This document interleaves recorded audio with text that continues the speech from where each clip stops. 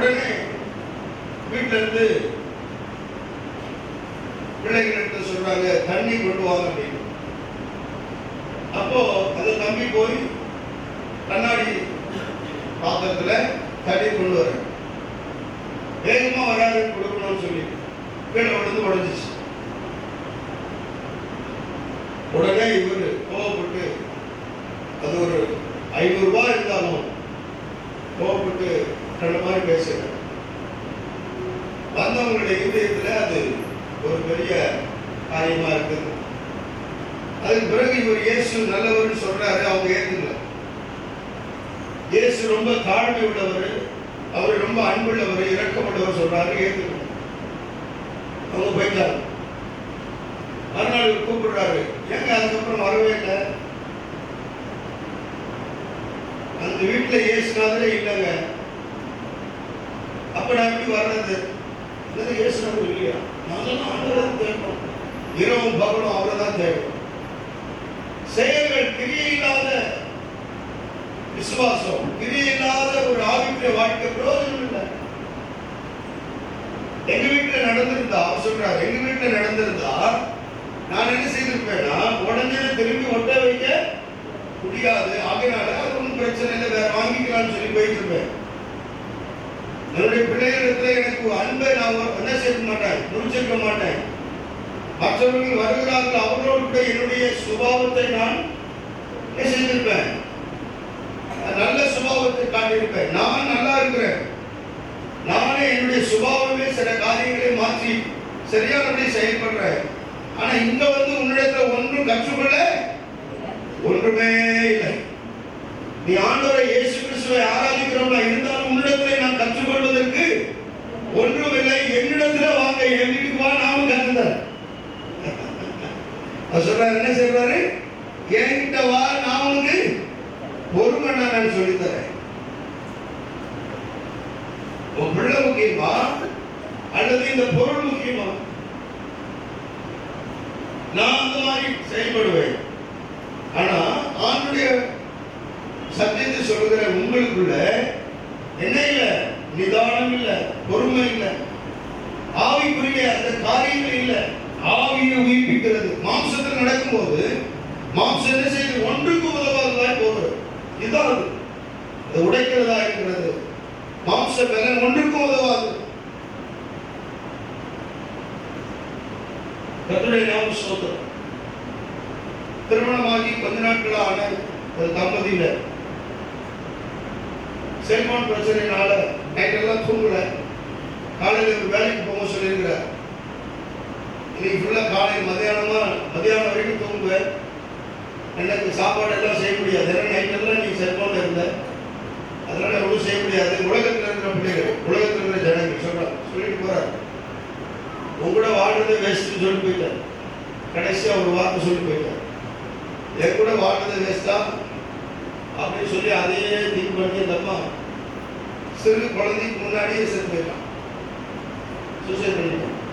வந்து பார்க்குறாரு, சரி நம்ம எல்லாம் முடிச்சுட்டோம், சரி என்ன பண்ணுறது, வேற வழி நம்ம சந்தோஷமா வாழணும்னு சொல்லி வீட்டுக்குள்ள வந்து பார்த்தா இந்த மாதிரியான சம்பவம். மாம்சம் ஒன்றுக்கும் உதவாது. மாம்சத்தினால நீ வைராக்கியம் பாராட்டுறது ஒன்றுக்கும் உதவாது. மாம்சத்தினால ஏதாவது சாதிக்கணும்னு நினைக்கிறது ஒன்றுக்கும் உதவாது. ஆவியை உயிர்ப்பிக்கிறதா இருக்கிறது. எல்லாவற்றுக்கும் ஜெபம் உனக்கு உதவி செய்யும். எல்லா காரியத்துக்கும் உனக்கு ஆசீர்வாதத்தை ஜெபம் உனக்கு கொண்டு வரும். கர்த்தரோடு கூட இருக்கிற ஐக்கியம் எல்லா சமாதானத்தையும் உனக்கு கொண்டு வரும். தேவனோடு கூட நீ நடக்கிற ஒவ்வொரு காரியத்துல அந்த ஆவியில் நடக்கிற காரியங்கள், ஆவியில நடக்கிற அந்த செயல்பாடுகளில தேவன் ஒரு பெரிய மகிழ்ச்சியான ஆசீர்வாதத்தை வைத்திருக்கிறார். கையில தட்டி ஆமென் சொல்லுங்க.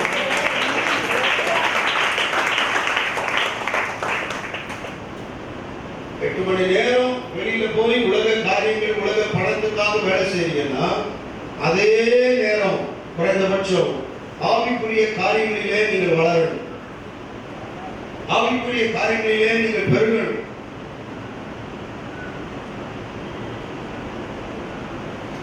நாட்கள் ஆதியாகம புத்தகத்தில் நீங்க பார்க்கலாம். 2ஆம் வசனம், முதல் அதிகாரம் 2ஆம் வசனம், 2ஆம் அதிகாரத்தில் நீங்க பார்க்கலாம். 6 நாட்கள் ஆண்டவர் எல்லாவற்றையும் சிருஷ்டித்தார். 7வது நாளில் ஓய்ந்திருந்தார். ஏன் அந்த நாளை பரிசுத்தப்படுத்தினார்? ஏன் அந்த நாளில் வருகிற எல்லாரையும் ஆசீர்வதிக்கும்படியாக கர்த்தர் என்ன செய்தாரு? அந்த நாளை வைத்திருக்கிறார். அந்த நாளை எந்த ஒரு வேலையும் செய்யக்கூடாதுன்னு கட்டளையிட்டிருக்கிறார். ஏன் அப்படின்னா, ஆவிக்குரிய காரியங்களிலே ஒரு மனிதன் என்ன செய்யணும்? அதிகமான முக்கியத்துவத்தை கொடுக்கணும். ஆவிக்குரிய காரியங்களை நீங்க அதிக முக்கியத்துவத்தை கொடுக்கணும். கர்த்தருடைய நாமத்துக்கு ஸ்தோத்திரம். ஹல்லேலூயா, ஹல்லேலூயா, ஹல்லேலூயா, ஹல்லேலூயா. கர்த்தருடைய நாமம் ஸ்தோத்திரம். இந்த மாம்சமானது ஒன்றுக்கு உதவா. சிலர் மாம்சத்தை குறித்து பயந்து கொண்டிருப்பாங்க, சரீரத்தை குறித்து பயந்து கொண்டிருப்பாங்க. இது வந்துடுமா, இல்லை எனக்கு இந்த நோய் வந்துடுமா, இந்த பலவீனம் வந்துடுமா? சொல்லுவாங்கல்ல, என்ன செக்கப்? அது ஃபுல் செக்கப். என்னது சொல்லுங்களேன்? Full body checkup. யாருக்காவது வியாதியே இல்லைன்னு சர்டிஃபிகேட் கொடுத்துருவாங்களா? கொடுத்தா அவங்க மூடிக்கு போயிடும் ஹாஸ்பிட்டலே. கரெக்டா இல்லையா? சோத்திரம். ஹல்லேலூயா. அப்போ ஃபுல் செக்கப் பண்ணிட்டு என்ன செய்வான்? இது மட்டும்தான் இருக்கு சார் அப்படின்னு போயிடும். அதான் செக்கப் பண்ணாம இருக்கக்கூடாது. ஆமென், சோத்திரம். ஏன்னா கண்ணை குப்பையில சாப்பிடுறதுனால செக்கப் பண்ணிட்டு தான் இருக்கணும். அதுல அளவு இல்லாததுனால செக்கப் பண்ணிட்டு தான் இருக்கணும். அப்போ நல்லா கவனிக்கணும். இந்த மாம்சத்தை குறித்து இன்னைக்கு அநேக கவலைப்பட்டு கொண்டிருக்கிறார். இயேசு சொன்னார், மத்தேயு 6ஆம் அதிகாரத்தில் சொன்னார், உண்ணவும் உடுக்கவும் இருக்கவும் உங்களுக்கு இருந்தா போதும் என்று இருங்க. 1 தீமோத்தேயு 6ஆம் அதிகாரத்தில் இயேசு சொன்னார் 7ஆம் வசனத்தில், பண ஆசை எல்லா தீமைக்கும் வேறா இருக்கிறது, போதும் என்கிற மனதுடையவன் தான் என்ன போட்டிருக்காங்க? போதும் என்கிற இதயமுடையவன், அந்த சிந்தை உள்ளவங்க தான் பக்தி விருத்தி அடைவாங்க. பக்தி உள்ளவர்கள். ஹல்லேலூயா. இந்த வசனத்தை வாசிக்கலாம். போதும் என்கிற மனதுடனே கூடிய தேவ பக்தியே மிகுந்த ஆதாயம். கைதட்டுங்க பார்ப்போம். எது ஆதாயம் தெரியுமா? நீங்க ஒரு மனிதன் உலகத்தில் இருக்கிற காரியங்களை சேர்க்கணும், சம்பாதிக்கணும்னு சொல்லி ஆதாயப்படுத்தணும் போறான். ஆனா தன் ஆத்மாவை அவன் ஒவ்வொரு நாளும் என்ன செய்யணும்? நஷ்டப்படுத்துகிறான். தன் ஆத்மாவை நஷ்டப்படுத்துகிறான். ஹல்லேலூயா. என்ன பரிதாபமான காரியம் என்னன்னா, ஆவிக்குரிய காரியங்களிலே அவன் முக்கியத்துவம் கொடுக்காம உலக காரியங்களிலே முக்கியத்துவம் கொடுக்கிற அந்த வழக்கம் இருக்கு. அது மிகப்பெரிய ஆபத்து. அதான் ஆண்டவர் சொல்றார். என்ன சொல்றாரு அப்படின்னா, கர்த்தருடைய நாம ஸ்தோத்திரம். இந்த வசனத்தை திரும்ப வாசிப்போம். போதும் என்கிற மனதை உடைய, மனதுடனே கூடிய, எல்லாரும் சொல்லுங்க போதும். சொல்லுங்க போதும் என்கிற, எல்லாரும் சொல்லுங்க. நல்ல நேரம் உட்கார்ந்து நேரம் உட்கார் சொல்லுங்க. போதும் என்கிற மனதுடனே கூடிய தேவ பக்தியே மிகுந்த. ஹல்லேலூயா. சத்தமா சொல்லுங்க. போதும் என்கிற இருதயம் நமக்குள்ள இருக்கணும். எல்லாருக்குள்ள இருக்கணும். முதல்ல சாப்பாடு விஷயத்துல இருக்கணும் போதும். அதுக்கப்புறம் எதுல இருக்கணும்? சம்பாதிக்கிறதுல இருக்கணும், பண விஷயத்துல இருக்கணும், பொருட்கள் சேர்க்கிறதுல இருக்கணும். எல்லாவற்றிலே போதும். ஆண்டவரே எனக்கு போதும், தேவையானது தேவன் தந்து, தேவையானது கொடுத்து, கடன் இல்லாமல் வைத்திருக்கிறேன், ஒவ்வொரு நாளும் சம்பாதிக்க பலன் தந்திருக்கிறேன், ஒவ்வொரு மாதமும் கர்த்தர் தேவையை சந்திக்கிறேன். போதும் ஆண்டவரே, வாரத்துக்கு ஒரு நாள் உங்களுடைய சமூகத்துக்கு வந்து ஆராதித்து பிறகு குடும்பத்தோடு நேரத்தை செலவு செய்து குடும்ப காரியங்களை கவனித்து பிள்ளைகளை கவனித்து ஒவ்வொரு நாளும் கூட அந்த குடும்பத்துக்காக நேரத்தை கொடுத்து பிள்ளைகளை விசாரித்து பிள்ளைகளுடைய காரியங்களை எல்லாம் கவனித்து இப்படி நடந்து நான் வாழுகிறது எனக்கு போதும். ரொம்ப போதும் இல்லை, போதும். சொல்லுங்க. ஹல்லேலூயா. சிலர் ரொம்ப உடம்பை கவனிக்கிறேன் அப்படின்னு சொல்லிட்டு பேசுவாங்க. Full rest, bed rest. என்ன ரெஸ்ட்? Bed rest. கடைசியில் பெட்லேயே போயிட வேண்டியது. அதில் டேஞ்சர். அது அதான் சொன்னார், மாம்சம் ஒன்றுக்கு உதவாது. சிலர் செய்வாங்க, ஓடி ஓடி உழைக்கணும்னு சொல்லி ஓடாம செஞ்சுட்டு இருப்பாங்க. கடைசியில உட்காந்து சாப்பிடணும்னு நினைச்சா டாக்டர் சொல்லியிருப்பான், உப்பு போடாத, சக்கரை போடாத, 2 இட்லி தான் சாப்பிடணும். ஆனா இவங்களுக்கு கை நிறைய காசு இருந்தாலும் சாப்பிட முடியாது. எதனால? ஓடி ஓடி அவர் என்ன செய்தாரு? உழைச்சார். யாராவது ஆண்டவரோட தேடாம ஓடினீங்கன்னா தயவு செய்து சொல்றேன், உங்களுக்கு 2 இட்லி கூட கிடையாது. டெக்னாலஜி வளர்ந்து வளர்ந்து சொல்ல மாத்திரை மட்டும் போட்டா போதும், அதுல வயிறு நிரம்பிடும் சார் அப்படின்னு சொல்லுவாங்க. பார்த்துக்கணும். ஜெபிக்க நேரம் இருக்குதா? கேளுங்க பக்கத்துல. ஜெபிக்க நேரம் கொடுக்குறியா? உபவாசிக்க நேரம் எடுக்கிறியா? கர்த்தர் சமூகத்துக்கு பயப்படுறியா? ஆலயத்துக்கு முக்கியத்துவம் கொடுக்குறியா? சபைக்கு முக்கியத்துவம் கொடுங்க.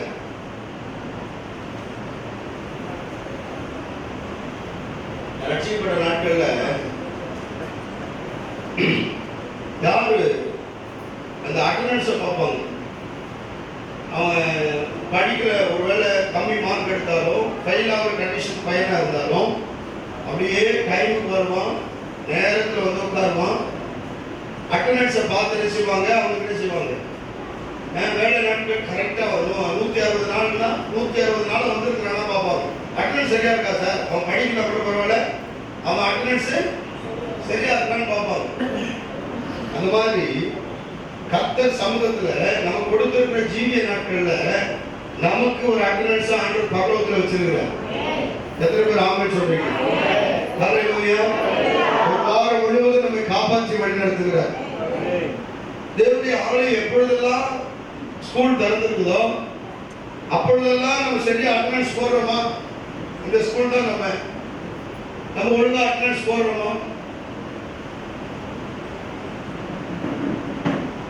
அட்டண்டன்ஸ்ல போயிருந்தா பரலோகத்துக்கு போக முடியாது. டீச்சர் கிட்ட சொல்றான், லேட் ஆயிடுச்சு சார், பஸ் லேட் ஆயிடுச்சு, இல்லை இப்படி ஆயிடுச்சு அப்படி ஆயிடுச்சு, எதுவுமே ஏன் சொல்ல மாட்டாங்க. மற்றவங்க வராங்கல்ல, நீ எங்க? அந்த பயம் எனக்கு ஆரம்பத்தில் இருக்கும், இப்பவும் அது இருக்கு, இப்பவும் அது இருக்கு. 7 மணிக்கு ஆராதனைக்கு நான் 3 மணிக்கு அலாரம் வச்சிருக்கேன். ஏன்னா மாம்ச பலத்தை நான் நம்புறதே கிடையாது. மாம்ச பலத்தை நான் நம்புகிறதே இந்த ஆவியாண்டு சொல்லுவேன். 2வது செல்போன்ல அந்த அலாரம் வச்சுட்டு தூங்குவேன். எப்போ ஒரே ஒரு டைம் வைக்க மாட்டேன். 3 மணினா 3:20, 3:40, 3:40 வரைக்கும் ஒரு 10 அலாரத்தை வைப்பேன். ஒரு செகண்ட் ஒரு மினிட்ஸ்க்கு அப்புறம் அப்படி நான் செட் பண்ணி வச்சுட்டு தூங்குவேன். அது காதுகிட்ட வச்சுருவேன். ஏன்னா நம்ம மாட்டுகள் தூக்கத்தை பிசாசு கொடுத்துடக்கூடாது. அப்படி எழுந்தி எல்லா அலாரத்தையும் ஆஃப் பண்ணி, பக்கத்தில் யார் இருந்தாலும் தூக்கத்தில் என்ன எப்படி டிஸ்டர்ப் பண்ணுறேன் எல்லாம் சொன்னாலும் பரவாயில்ல, நான் எழுப்பணும் நமக்கு எழுப்பிட்டு அந்த அலாரத்தெல்லாம் ஆஃப் பண்ணிச்சு எல்லாம் முடிச்சுட்டு ஜபிக்க உட்காரும்போது, கத்த சமூகத்தில் உட்காரும்போது அந்த சத்தத்தை கேட்கணும் அப்படின்னு சொல்லி இப்படிதான் என்னுடைய வாழ்க்கை. எத்தனை மணி நேரம் தூங்கினாலும், எப்போ லேட்டாக தூங்கினாலும் அந்த டைமில் எழுமணும். ஏன்னா இந்த ப்ரோக்ராம் இருக்கு. ஒரு சில நேரத்தில் இந்த அலாரம் அடிக்காது. ஏன் அடிக்காதுன்னா சைலண்ட்ல போட்டு யாரோ போட்டுருக்கோம் நல்லது. அப்போ இந்த அலாரம் அடிக்காது பாருங்க. ஆண்டவர் எழுப்புவார். எப்படி எழுப்புவார்னா, ஒரு பெரிய மலையிலேருந்து தொப்புன்னு யாரோ தங்குறாங்க, உடனே அப்படி ஒரு மாதிரி பயம் வந்து அடடா அப்படி எழுப்பி பார்த்தா கரெக்டா 3 ஆரம்பம் ஒரு 5 நிமிஷம். இதுதான் ஆவி உங்களை உயிர்ப்பிக்கிறதா இருக்கிறது. தேவனோடு கூட இருந்தால் கர்த்தர் உன்னை எப்பொழுது உயிருள்ள ஆசீர்வாதத்தோடு உன்னை நடத்துவார். உணர்ந்திருக்கேன். ஒரு பெரிய சொப்பனம், ஒரு மோசமான சொப்பனத்தை, ஒரு அசிங்கப்படுற ஒரு அவமானப்படுற ஒரு சொப்பனத்தை ஏதோ கீழே விழுந்து ஏதாவது நடக்கிற சொப்பனம் திடீர்னு காட்டுச்சு. அப்புறம் தூக்கமே வராது. எழுதி விட்டார். பார்த்தா டைம் சரி, அலாரத்தை பார்த்தா யாரும் ஆஃப் பண்ணி வச்சிருப்பாங்க. ஏன் சொல்றேன் தெரியுமா? தேவனோடு கூட இருந்தால் கர்த்தர் உங்களை உயிர்ப்பித்து உங்களை நடத்துவார். உங்களுடைய ஒவ்வொரு காலங்களையும் ஒவ்வொரு நேரங்களையும் ஆண்டவருக்கென்று நீங்கள் செலவு செய்யும், கர்த்தருக்கென்று நீங்கள் செலவு செய்யும். உங்களுடைய ஆவிக்குரிய வாழ்க்கை மேன்மைப்படுவதற்காக நீங்க செலவு பண்ணணும். உங்க ஆவிக்குரிய வாழ்க்கை பலனடைவதற்காக நீங்க செலவு செய்யணும். உங்க ஆவிக்குரிய காரியங்களிலே நீங்க வளர்ச்சி அடைவதற்காக நீங்க என்ன செய்யணும்? முயற்சி செய்யணும். அல்லேலூயா. சத்தமா சொல்லுங்க. அல்லேலூயா. நம்ம எப்படி இயேசுநாதரை காண்பிக்க முடியும் அப்படின்னா, நமக்குள்ள அந்த அன்பு நமக்குள்ள ஊற்றப்பட்டிருக்கிற அவருடைய ஜீன் சொல்லுவாங்க, டிஎன்ஏ. எப்பொழுது இயேசு கிறிஸ்துவனுடைய ரத்தத்தினால் நாம் கழுவப்பட்டோமோ அப்பொழுதிலிருந்தே நமக்குள்ள இருந்து என்ன உண்டாகணும்? இந்த டிஎன்ஏ செயல்படணும். அல்லேலூயா. ஒரு சரித்திர ஆராய்ச்சியாளர் சொல்லுகிறார், இதற்கு கவனிங்க, தாய் தகப்பனிடத்திலிருந்து வருகிற அந்த சில குணாதிசயங்கள், அது கோபமா இருந்தாலும் எரிச்சலா இருந்தாலும், சிலர் சொல்லுவாங்க வியாதிகள் கூட உங்க அப்பாவுக்கு இருந்துச்சுன்னா உங்களுக்கு வரும்னு சொல்லுவாங்க. அந்த மாதிரி பெற்றோர்களுக்கு இருக்கிற அந்த சில குணங்கள், இந்த முரட்டு குணம், இந்த விடாத இருக்கிறது, வைராக்கியம், இதெல்லாம் இருக்கு. சிலதெல்லாம் அந்த குணங்கள் அப்படியே பிள்ளைகளுக்கு இருக்கும். கவனிங்க. ஆனா ஒரு மனுஷன் ரட்சிக்கப்படும் போது, இயேசு கிறிஸ்துவை சொந்த ரட்சகராக ஏற்றுக்கொள்ளும் போது, இங்கு பின்பற்றி வருகிற இந்த பாரம்பரியமாக தொடர்கிற இந்த குணங்களும் மாறும் என்று, இயேசுவை போல மாறும் என்று கர்த்தர் சொல்லுகிறார். அல்லேலூயா. இந்த ஆராய்ச்சியாளர் சொல்றாங்க, மாறும். இந்த ஜென்ம சுபாவம் எந்த மனுஷனாலும் எந்த ஆராய்ச்சினாலும் மாற்ற முடியாது. ஆனா இயேசுவை ஏற்றுக்கொண்டுள்ள மனுஷனுக்குள்ள இருந்து அது மாறுகிறது சொல்லுங்க. அதான் ரட்சி. அந்த குணங்களும் மாறும். இயேசுவை ஏற்றுக்கொண்டு சத்தியத்தை நாம் தியானிக்க, அவருக்கு நம்ம வார்த்தைக்கு நம்ம ஒப்பு கொடுக்கும் போது அந்த குணங்களும் மாறும். அவ்வளவு விலையேற பெற்றது, அவ்வளவு வல்லமையானது ரட்சிப்பு. இந்த ரட்சிப்பை இயேசு நமக்கு இலவசமாய் கொடுத்திருக்கிறார். அல்லேலூயா.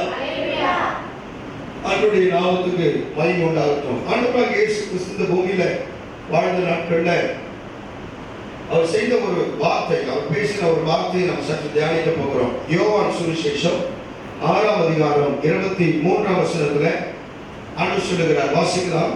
Please read John the Gospel chapter 6 verse 23. 6:23 வாசிக்கலாம். கர்த்தர் சோதனை செய்த பின்பு அவர்கள் அப்பம் சாப்பிட்ட இடத்துக்கு சமீபமாய் திபேரியாவிலிருந்து வேறே படகுகள் வந்தது. அப்பொழுது இயேசுவும் அவருடைய சீஷரும் அங்கே இல்லாததை ஜனங்கள் கண்டு உடனே அந்த படகுகளில் ஏறி. ஒரு விஷயம் கொஞ்சம் மாற்றம் 63 வாசிக்கலாம். Please read 63. ஆவியே உயிர்ப்பிக்கிறது. ஆவியே என்ன செய்தா? உயிர்ப்பிக்கிறது. மாம்சமானது ஒன்றுக்கும் உதவாது. கவனி. இது மிகப்பெரிய ஒரு சத்தியம். இயேசுதான் சத்தியம், சத்தியம் தான் இயேசு. உண்மை வேற, உண்மை என்று சொல்றது வேற. நிறைய சொல்லுவாங்க சத்தியம்னா உண்மை அப்படின்னு. உண்மை வேற, சத்தியம் என்பது வேற. நானே வழியும் சத்தியமும் ஜீவனுமா இருக்கிறேன். பிதாவாகிய தேவன் சத்தியமானவர், பரிசுத்த ஆவியானவர் சத்தியமானவர். அதற்கெல்லாம் வேத வசனங்கள் உண்டு. கவனிக்க, இந்த 6ஆம் அதிகாரம் 63ஆம் வசனத்துல இயேசு சொல்லுகிறார், ஆவியே உயிர்ப்பிக்கிறது. ஆவியே உயிர்ப்பிக்கும், ஆவியே உயிர்ப்பிக்கிறது. மாம்சமானது ஒன்றுக்கும் உதவாது. யார் சொல்றாருன்னா, வானத்தையும் பூமியும் படைத்த ஆண்டவர் சொல்லுகிறார். நம்முடைய மாம்சம் ஒன்றுக்கும் உதவாது, ஆனால் உனக்குள்ளே இருக்கிற ஆவி அது உயிர்ப்பிக்கிறதா இருக்கிறது. எந்த மரித்ததையும் உயிர்ப்பிக்கும். ஒரு ஆவிக்குரிய மனுஷனா இருக்கிறவன் எங்க போனாலும் எல்லாரையும் உயிர்ப்பிப்பான். மரித்து போன குடும்பத்தை உயிர்ப்பிப்பார்கள்.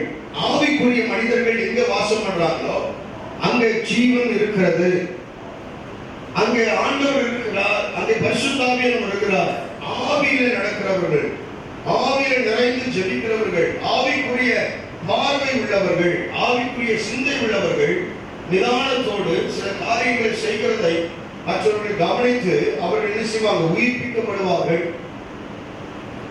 ஆவியை உயிர்ப்பிக்கிறதா இருக்குது. ஆனால் மாம்ச மாம்சம் ஒன்றுக்கும் உதவாது. இந்த மாம்ச பலனோ, மாம்ச சிந்தையோ, மாம்சத்தில் வருகிற அந்த ஆரோக்கியங்களோ, அந்த மாம்சத்துக்குரிய சில விதமான காரியங்களோ ஒரு நாளும் ஒரு மனுஷனுக்கும் நன்மையை செய்ய முடியவே முடியாது.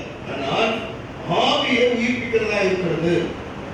அப்போ பரிசுத்த ஆவியை பெற்றிருக்கிற ஒவ்வொரு கர்த்தருடைய பிள்ளைகளும் மற்றவர்களை உயிர்ப்பிக்கிற ஒரு வல்லமையை பெற்றிருக்கிறார்கள். இயேசு கிறிஸ்துவை ஏற்றுக்கொண்டவர்கள் பரிசுத்த ஆவியினுடைய அபிஷேகத்தை பெற்றுக்கொள்ள தேவன் விரும்புகிறார். இயேசு ஜலத்துல தண்ணீரினை ஞானஸ்நானம் எடுத்து கரையேறின உடனே பரிசுத்த ஆவியின் மேல் வந்து இறங்கினார். நமக்கு அவர் அடிச்சுவட்டை, அவருடைய அடிச்சுவட்டை பின்பற்றி நடக்கிற அந்த முன்மாதிரியை இயேசு வைத்து போயிருக்கிறார். அப்போ பரிசுத்த ஆவியானவர் இயேசு கிறிஸ்துவை சொந்த ரட்சகராக ஏற்றுக்கொண்ட யாவருக்கும் அவர் பாரபட்சம் இல்லாமல் நம்முடைய வல்லமையினால அபிஷேகித்து அவர்களை நிரப்புகிறார். அப்படி நிரப்பப்பட்டவர்கள் மற்றவர்களை உயிர்ப்பிக்கிறவர்களாக இருக்கிறார்கள். ஆவியில மரித்து போனவர்களையும் ஆத்மாவிலே மரித்து போனவர்களையும் உயிர்ப்பிப்பார்கள். அதனாலதான் இயேசு சொன்னார், ஆவியே உயிர்ப்பிக்கிறது. சரீரம் ஒருவேளை சரீர தோற்றம், சரீர வளர்ச்சி, சரீர பலன், சரீரத்துல காணப்படுகிற எல்லா விதமான இந்த காரியங்கள் ஒருவேளை மற்றவர்கள் மனிதர்கள் சொல்லலாம், இதுதான் பலன் என்று சொல்லலாம். இல்லவே இல்லை. உனக்குள்ள இருக்கிற உள்ளான மனுஷன் எவ்வளவு பலனா இருக்கிறானோ அதுதான் உன்னுடைய வாழ்க்கையினுடைய காலங்களா இருக்கிறது. உனக்குள்ள ஆவிக்குரிய வளர்ச்சி, சரீர வளர்ச்சியை காட்டிலும் உனக்குள்ள ஆவிக்குரிய வளர்ச்சி, ஆவிக்குரிய மனிதன், உனக்குள்ள இருக்கிற ஆவிக்குரிய மனிதன் எவ்வளவாய் வளர்ந்திருக்கிறானோ அவ்வளவாய் என்னுடைய ஆயுஷ் நாட்கள் இருக்கிறது. அவனுடைய நாமத்துக்கு ஸ்தோத்திரம். ஒரு ஆவிக்குரிய மனிதன் கர்த்தருடைய சத்தத்தை கேட்கிறவனா இருக்கிறான், அவருடைய சித்தத்தின்படி தன்னை அர்ப்பணிக்கிறவனா இருக்கிறான். மாம்சத்துக்குரிய காரியங்களை செய்கிறவனோ ஒன்றுக்கும் அவனுடைய காரியங்கள் நிலைக்கிறார். அதனாலதான் நிருபங்களை பார்க்கும்போது ஆவிக்கென்று விதையுங்கள், ஆவிக்கேற்றபடி விதையுங்கள். ஆவிக்கென்று விதைக்கிறவர்கள் என்ன செய்யறாங்க? ஆவிக்கேற்ற பலனை அடைகிறார்கள். மாம்சத்துக்கென்று விதைக்கிறவர்கள் மாம்சத்துக்கு ஏற்ற பலனை அடைகிறார்கள். இப்ப மாம்சத்துக்கென்று விதைக்கிறதுனா என்ன? உலக காரியங்களுக்காக தன்னுடைய நேரங்களையும் பணங்களையும் செலவு செய்கிறது. ஆவிக்குரிய காரியங்களுக்காக ஆவியானவர் என்ன சொல்கிறாரோ அப்படி நேரங்களையும் பணத்தையும் செலவு பண்ணுகிறவர்கள் அதான் விதைக்கிறது. ஆவியில விதைக்கிறவர்கள் ஆவிக்குரிய பலனை பெறுவார்கள். இப்போ உங்களுடைய ஆவி சத்ததா இல்லாமல் உங்கள் ஆவி எப்பொழுது உயிரோடு இருக்கிறதா இருக்கிறது. செல்போன் சொல்லுவாங்க, சிக்னல் சொல்லுவாங்க, அந்த டவர் எல்லாரும் சொல்றாங்க. படிக்காத வயசானவர் கூட சொல்றாரு, டவர் இல்லப்பா, சிக்னல் கிடைக்க மாட்டேங்குது. எல்லாரும் வாயிலும் இங்கிலீஷ் வந்துச்சு. ஆண்ட்ராய்டு மொபைல் கூட ஒரு காலத்துல பார்க்கும்போது எனக்கு இந்த ஆண்ட்ராய்டு மொபைல் பார்க்கும்போது 6 நாட்கள் ஒன்றும் இன்ஸ்ட்ரக்ஷன் தெரியாது. சில நேரத்தில் வேற மாதிரிலாம் டெலீட் பண்ணிலாம் விட்டுருக்கேன். ஆனால் இன்னைக்கு சர்வ சாதாரணமாக போச்சு. அழகா இந்த ஆங்கிலத்தை வாசித்து உள்ள போய் இன்னொரு பெரிய விஷயம், எல்கேஜி போகாத பிள்ளை கூட அது ஒழுங்கா இங்கே போகுது, அது போயிட்டே இருக்கு உள்ளி. அதனால சந்தோஷப்படக்கூடாது. இப்போ நம்ம ஒரு காலத்துல என்ன செய்வோம்னா இந்த நைஃப் கத்தி இருக்கு பாருங்க, அதெல்லாம் பிள்ளைங்க பார்க்குறபடி எடுக்கிற மாதிரி வைக்க மாட்டோம். ஏன் அப்படின்னா அது பிள்ளைகளுக்கு எப்படி யூஸ் பண்ணணும். பென்சிலுக்கு என்ன செய்யும்? காய்கறி கத்தியை என்ன செய்யும்? சீவாரு. பிளைடு கூட ஷேவிங் யூஸ் பண்றது, பிளைடு கூட என்ன செய்ய மாட்டோம், பிள்ளைங்க கைப்பட வைக்க மாட்டோம். எத்தனை பேர் அப்படி இருக்கிறீங்க? கையை காணும் இருக்கணும். ஏன் அப்படின்னா அந்த பிள்ளைகளுடைய வயது, அந்த பிள்ளைகளுடைய அனுபவம், அந்த பிள்ளைகளுடைய காரியங்கள், வளர்ச்சி, அதை வைத்து தான் நம்ம என்ன செய்வோம், இப்படிலாம் செய்வோம். அதே போலதான் செல்போனும்.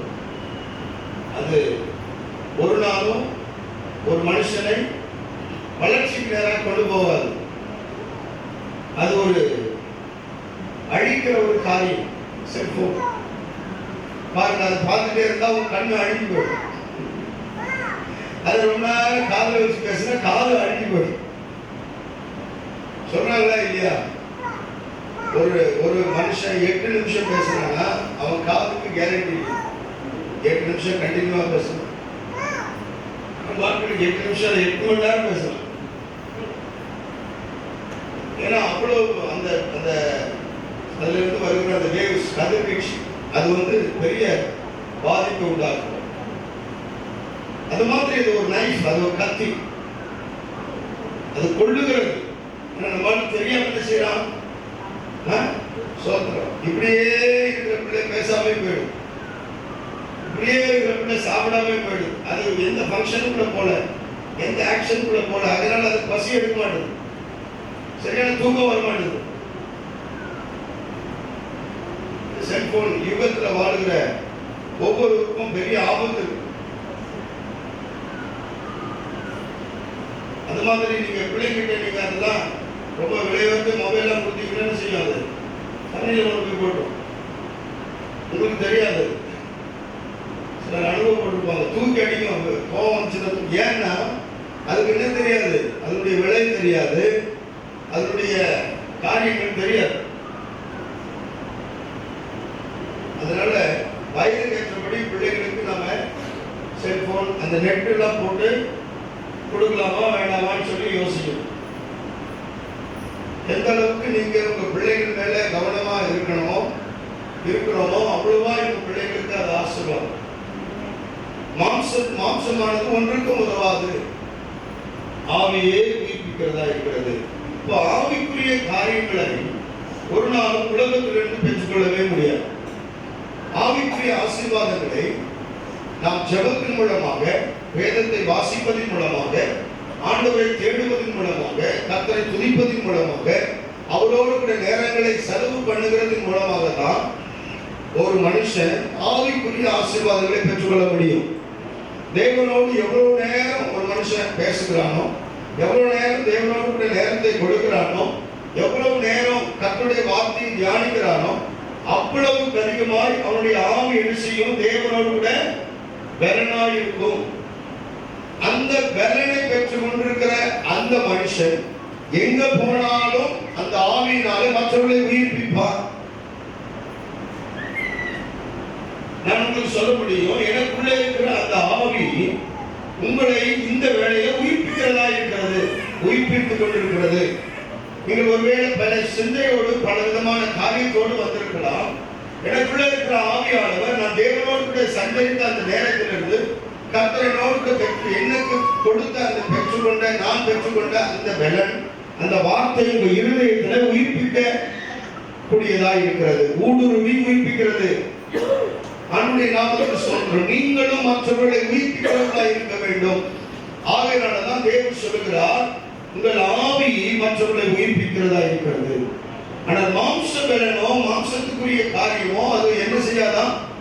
ஒன்றுக்குமே உதவாது. மனுஷன் சொல்லல, கர்த்தர் சொல்லுகிறார். ஆவிக்குரிய வாழ்க்கையில நீங்க இன்னைக்கு ஜெபிக்கல, இன்னைக்கு ஆராதனைக்கு வரல அப்படின்னா உங்க இருதயத்துல ஒரு பெரிய பாரம், ஒரு கவலை, ஒரு துக்கம் வரணும். அந்த காரியம் உங்களுக்குள்ள இருந்து அது நாளுக்கு நாள் பெருகி ஆண்டுடைய சமூகத்தை நித்தமும் தேடுகிற அந்த ஒரு பெரிய ஒரு வைராகியம் உங்களுக்குள்ள வரும்படி நீங்கள் உங்களை மாற்றிக்கொள்ளணும். அந்த விதமான கவலையோ அந்த காரியத்தை குறித்து துக்கமா தான் உங்களுக்கு இருக்கணுமே தவிர, சாப்பிடலையே, பணம் இல்லையே, இன்னைக்கு இது இல்லையே, அது இல்லையே, துணி இல்லையே, இப்படி நீங்க செய்யக்கூடாது, கவலைப்படக்கூடாது. ஏன் மாம்சமானது ஒன்றுக்கும் உதவாது, ஆவி உயிர்ப்பிக்கிறதா இருக்கிறது. கவனிங்க, ஆவிக்குரிய காரியங்களில ஒரு மனுஷன் சரியாக நடந்தால் சரீர பிரகாரமான தேவைகளையும் தேவன் சந்திக்கிறார், உலக பிரகாரமான பொருளாதாரத்தையும் தேவன் சந்திக்கிறார். கர்த்தருடைய நாமத்துக்கு ஸ்தோத்திரம். கவலையப்பட வேண்டாம். இயேசு கிறிஸ்து கப்பர்நகூமுக்கு போனோம், பல பட்டணங்களுக்குள்ளே போனோம். பேதுருவும் கூட போறேன். பேதுரு யாரு? பேதுரு யாருங்க? சத்தமே கேட்கல, முன்னாடி சொல்லுங்க. பேதுரு யாரு? வாட் இஸ் பேதுரு? பீட்டர். சீசர். அவர் என்ன வேலை செய்திருந்தார்? மீன் பிடிக்கிற வேலையை செய்திருந்தார். ஃபிஷர்மேன். ஆண்டவர் அவனுக்கு பெரிய பொறுப்பு கொடுத்தார். பேதுருவும் இயேசுவும் அந்த பட்டணத்துக்குள்ள போறாங்க. போன உடனே என்ட்ரி ஆன உடனே வரி வசூலிக்கிறவங்க அவங்க பக்கத்துல போய் கேட்கிறாங்க, நீங்களும் வரி கட்ட மாட்டீங்களான்னு கேட்கிறாங்க. பேதுரு நின்று கேட்கிறார். இயேசு சொல்றாரு, ஒருவருக்கு நாம் இடர்களா இருக்கக்கூடாது, அதனால வரி கட்டணும். இப்ப பாருங்க, பஸ்ல ஏறீங்க, டிக்கெட் எடுங்க சார். இல்லைங்க, நான் யார் தெரியுமா அப்படின்னு சொல்லக்கூடாது. மற்றவர்களுக்கு அதை இடற கீழே வாங்கன்னா இவர் நேரம் வருவார். நான் யார் தெரியுமா? நீ யாரா இருந்தா இடர்கள் உண்டாகும். நீ ஒரு ஆண்டுடைய பிள்ளையா அப்படின்னு தான் நேரம் வருவாங்க. உண்மையால திருப்பி கொடுப்பாங்க, உண்மையால நடப்பாங்க, உண்மையால அவங்க கீழே வருவாங்க அப்படின்னு சொல்லி ஒரு சட்டம் இருக்கு இல்லையா? அது மட்டும் இயேசு சொல்றாரு, மற்றவர்களுக்கு நான் இடமா இருக்காதபடி பேதுருவே வா.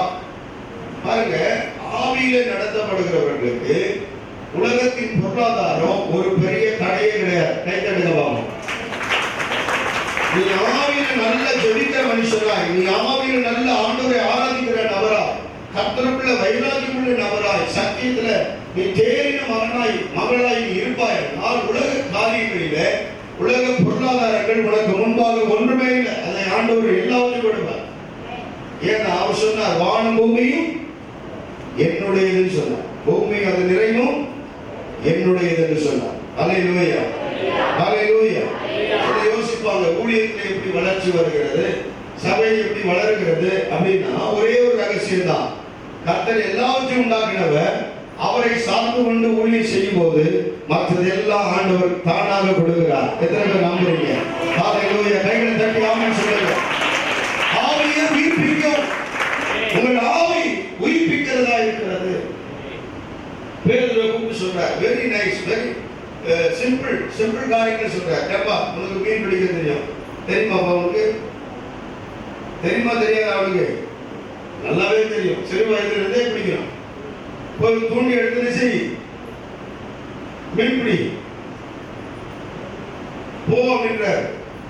போக முன்னாடி அவன் சொல்றாரு, முதல்ல மாட்டு மீன் இருக்குல்ல, அது வாயை திறந்து பாரு. என்ன இருக்கும்? வெள்ளி காசு இருக்கும், வெள்ளி பணம் இருக்கும். அதை உனக்கு எனக்கு செய், வரி செலுத்து அப்படின்ற. பேதுரு போறான். ஆவியே சொல்லுங்க, உயிர்ப்பிக்கிறதா இருக்கிறது. ஆமென். பேதுரு சந்தோஷமா போயிடுச்சு. என்ன போடுறாரு? தூண்டில் போடுறாரு. தூண்டில் போடும்போது மீன் மாட்டு. வாயை திறந்து பார்க்கிறாரு, வெள்ளி பணம் கொண்டு வர்றாரு. என்ன செய்யறாங்க? வரி செலுத்துறாங்க. அல்லேலூயா சொல்லுங்க. வளர்ந்தா உங்களுக்கு எல்லாமே அப்படிதான். ஆவிக்குரிய மண்டலத்தில், ஆவிக்குரிய வாழ்க்கையில நீங்கள் வாழ எப்பொழுது நீங்க ஆரம்பிக்கிறீங்களோ, ஆவிக்குரிய காரியங்களில முதலிடத்தை கொடுக்க உங்க வாழ்க்கையில எப்பொழுது நீங்க செயல்படுகிறீங்களோ, அரை மணி நேரம் 1 மணி நேரம் தூங்காம விழித்திருந்து உங்கள் ஆவியில தேவனோடு கூட நல்ல கழிவுந்து கர்த்தரை மகிமைப்படுத்த நீங்க எப்பொழுது அதற்கு முக்கியத்துவம் கொடுக்க, தேவனுடைய ஆலயத்துக்கு முக்கியத்துவம் கொடுக்க, கர்த்தருடைய வார்த்தைக்கு முக்கியத்துவம் கொடுக்க, உங்க பிள்ளைகளுக்கும் அந்த சாதத்தை ஊற்ற நீங்க எப்பொழுது நீங்க ஆயத்தப்படுறீங்களோ, உங்கள் குடும்பத்துல குறைகள் இருக்கவே இருக்காது. ஆண்டவர் நிச்சயமாய் அதை நிறைவாய் மாற்றுவார். உங்களுடைய எல்லா தேவைகளையும் தேவன் சந்திப்பார். ஏன்னா வேதம் சொல்லுகிறது, இயேசு சொல்லுகிறார், ஆவியே உயிர்ப்பிக்கிறதா இருக்கிறது. ஆவியை உயிர்ப்பிக்கிறதா இருக்கிறது. பல இடங்களிலே டீ எஸ்டேட், ஒரு பிரபலமான டீ, இந்த பெரிய டீ ஸ்டால் நடத்தின வேர்ல்டு வைட் உலகம் முழுவதும் நடத்தின ஒரு நபர் சமீபத்தில் தற்கொலை பண்ணி மறித்து போனார், சூசைட். அவர் விசாரிச்சு கேட்டாங்க, பணத்துக்கு ஏதாவது பிரச்சனையா, கடன் பிரச்சனையா கேட்டாங்க. இல்லவே இல்லை. அவங்க சார்ந்தவங்களை கேட்கும் போது இல்லவே இல்லை. ஒரே ஒரு தான் பிரச்சனை. என்ன பிரச்சனை? சமாதானம் இல்லை. சமாதானம் இல்லை. கொரோனா நாட்கள்ல அநேகர் உயிரோடு கருத்து வைத்திருக்கிறார். கொரோனாவை எல்லாம் சாப்பிட்டு விழுங்கின பெரிய ஆட்கள் எல்லாம் நம்ம சொல்லுங்க. அல்லேலூயா, ஸ்தோத்திரம். இந்த கொரோனா வைரஸ் நம்மளை பார்த்து செஞ்சு பயந்து ஓடியே போச்சு. ஆமென். சந்தோஷமா இல்லையா? 2025 நம்ம உயிரோடு இருக்கணும். மே மாதம் 18ஆம் தேதி நம்ம கர்த்தரை ஆராதிக்கிறோம், 19 ஆராதிக்கிறோம். கர்த்தர் நம்மள அந்த நாட்கள் என்ன செய்தாரு? இந்த கொரோனா வைரஸை விழுக வச்சார். கை தட்டுங்க பாப்போம்.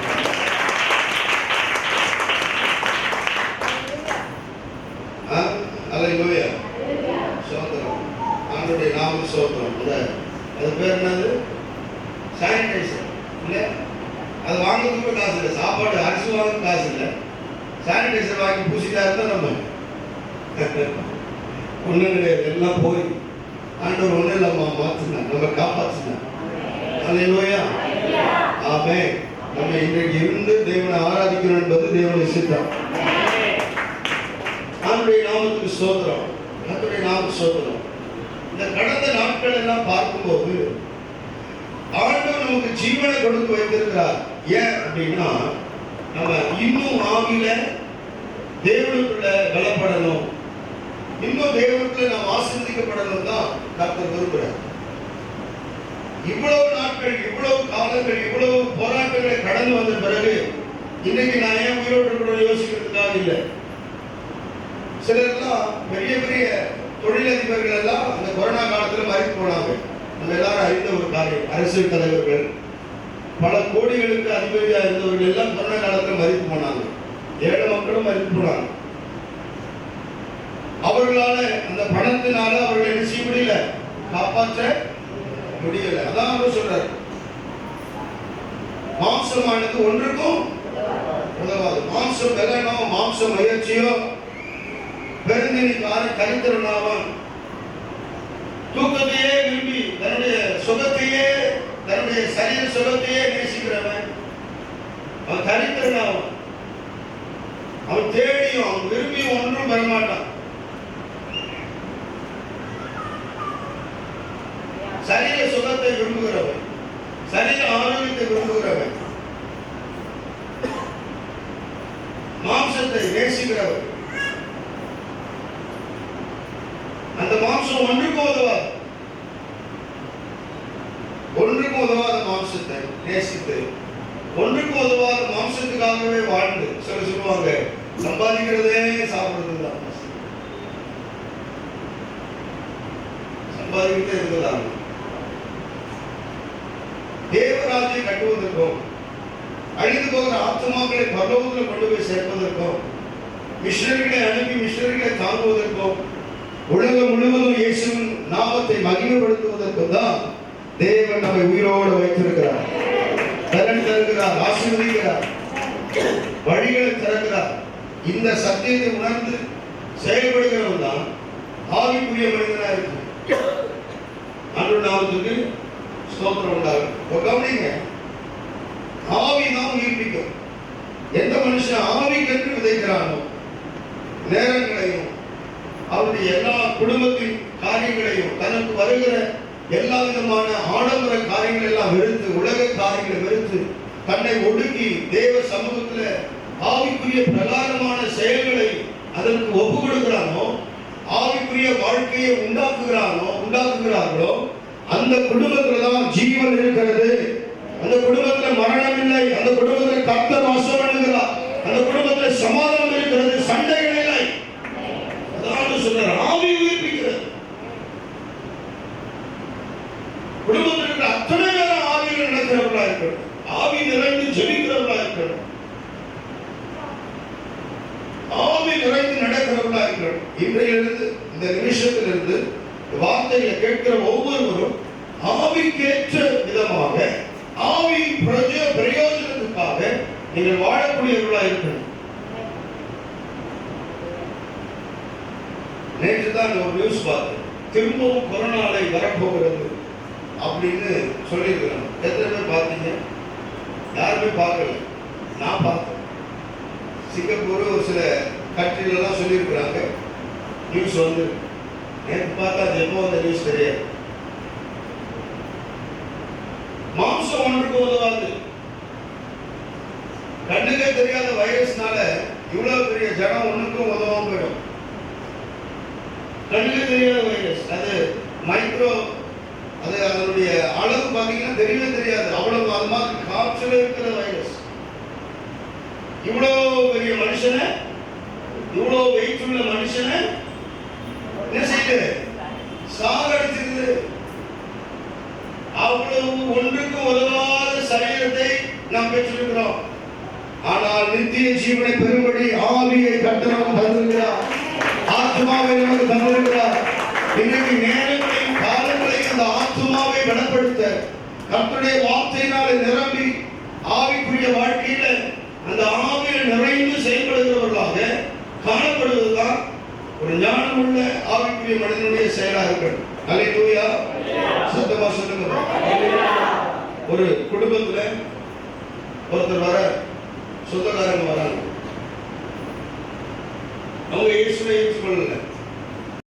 வேதத்தின் சத்தியத்தின்படி என்னுடைய வாழ்க்கை இருக்குதா, என்னுடைய குடும்பத்தை நான் நடத்துகிறேனா, என் பிள்ளைகளை கடவுளுக்கு பயப்படுற பயத்தில் நடத்துறேனா, என்னுடைய காரியங்களில் நான் எதற்கு அதிகமாக கோபப்படுகிறேன், குடும்ப காரியங்கள்ல எதுல நான் அதிகமாக கோபப்படுகிறேன், ஒரு மனுஷனுடைய ஆவிக்குரிய வாழ்க்கை மேன்மைப்பட நான் கோபப்படுகிறேனா, செயல்படுறேன்னா, இல்ல உலக காரியங்களுக்காக நான் இந்த என்னுடைய காரியங்கள் இருக்கிறதா என்பதை நாம் கவனிக்கணும்.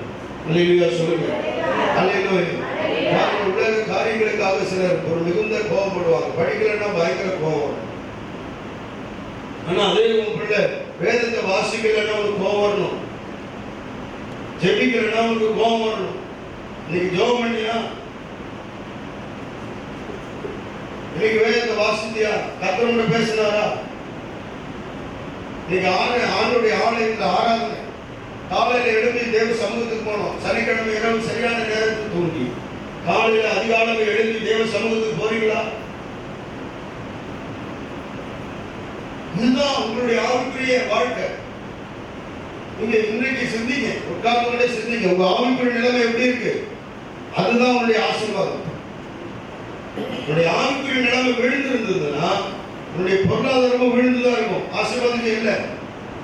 ஆவிக்குரிய நிலைமை நல்ல வளர்ச்சி தேறினதா இருக்குமானா பொருளாதாரமும் உயர்ந்து ஆசீர்வதித்து தேவனுடைய நடத்தி இருப்பார். அல்லேலூயா. சத்தமா சொல்லுங்க. அல்லேலூயா. ஆசீர்வாதம் என்பது ஆங்கிலத்தில் blessing வருது.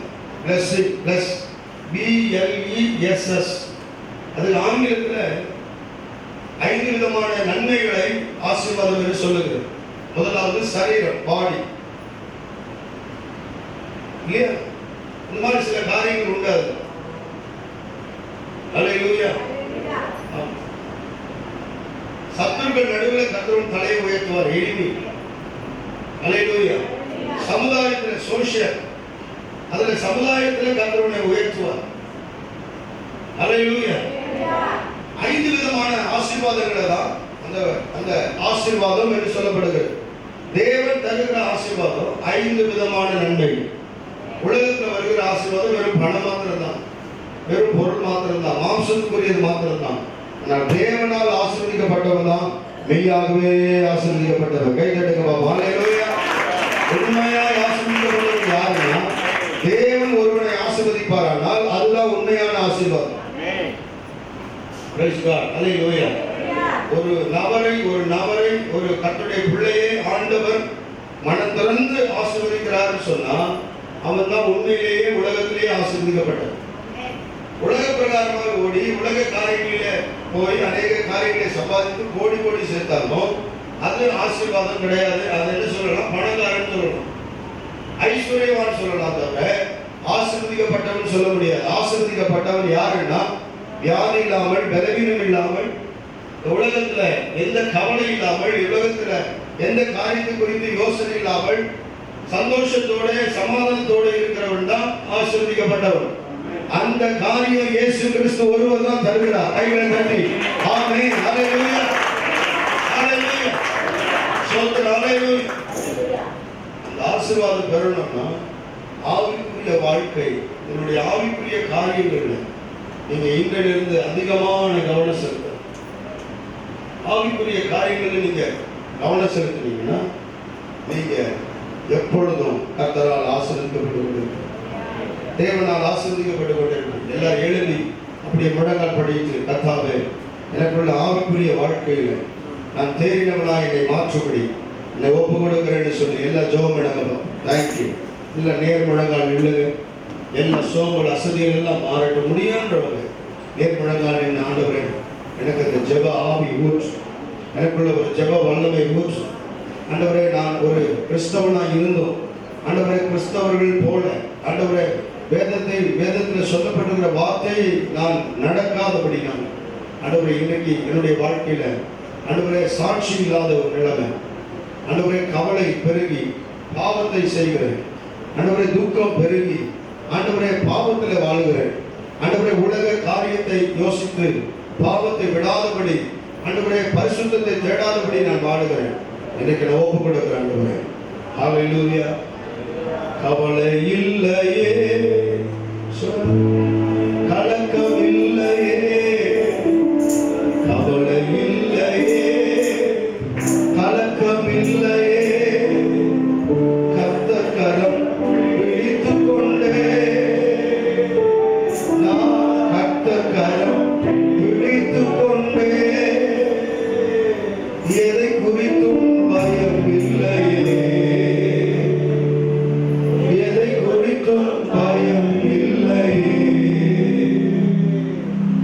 என் நேசர் நடப்பு தாய் வழியில் தவழுகின்ற குழந்தையைப் போல தகப்பனே உம் மடியில் சாய்ந்து விட்டேன் நான். தாய் மடியில் தவழுகின்ற குழந்தையைப் போல தகப்பனே உம் மடியில் சாய்ந்து விட்டேன் நான். தாய் மடியில் தவழுகின்ற குழந்தையைப் போல தகப்பனே உம் மடியில் சாய்ந்து விட்டேன் நான். தாய் மடியில் தவழுகின்ற குழந்தையைப் போல தகப்பனே உம் மடியில் சாய்ந்து விட்டேன் நான்.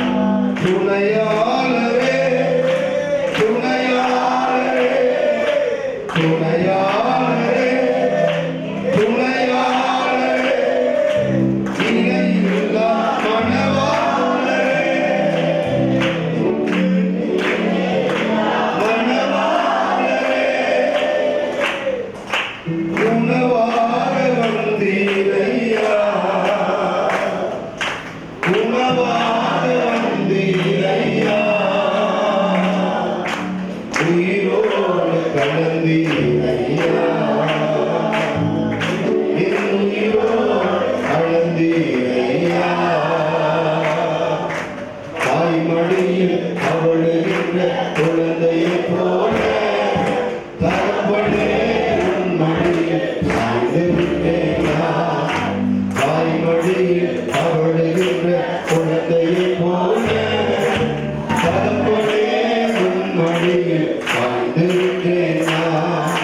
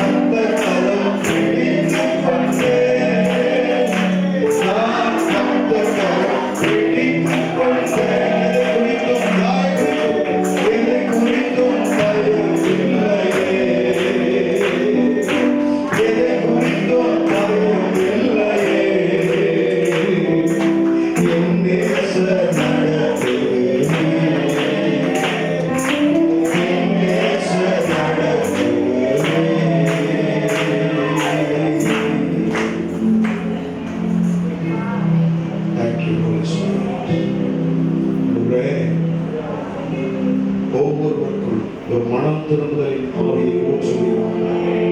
உலகம் போகிற போக்கில் உலகத்தான் நடக்கிற நடக்கை இருக்கிற ஒருவரும் போகாதபடிக்கு ஆண்டவரே ஆவிக்குரிய வாழ்க்கையில ஆவிக்குரிய காரியங்களில ஆவிக்கென்று விதைக்கிறவர்களாக ஆவிக்கென்று ஓடுகிறவர்களாக தன் ஆத்மாவை நஷ்டப்படுத்தாதபடி நம்முடைய வருகையில ஆண்டவரை எடுத்துக்கொள்ள தடையான யாவையும் வெறுத்து இவர்கள் ஆண்டவரை உம்மை நோக்கி ஆண்டவரை எப்பொழுதும்